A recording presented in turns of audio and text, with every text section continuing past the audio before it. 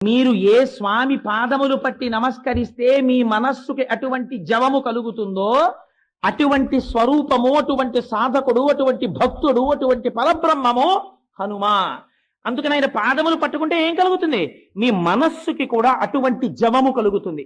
అటువంటి జవమున్న, అటువంటి మనసున్న మనిషి ఎవడో వాడు మాత్రమే సమాజమునకు ఆస్తి. వాడు 10 మందిని తనతో పాటు తీసుకెళ్ళగలుగుతాడు. 10 మందికి మంచి మాట చెప్పగలుగుతాడు.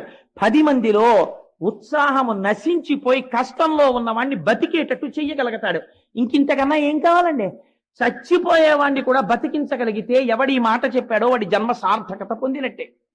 ఇది మీకు రావాలంటే, మనస్సుకు అటువంటి జవము కలగాలంటే ఎక్కడి నుంచి వచ్చింది జవం? బాగా జ్ఞాపకం పెట్టుకోండి. సంకల్ప వికల్ప సంఘాతమైనటువంటి మనస్సు మీరు ఏదో ఒక ఆధారమును అందించడంలో పొరపాటు పడితే ప్రమాదం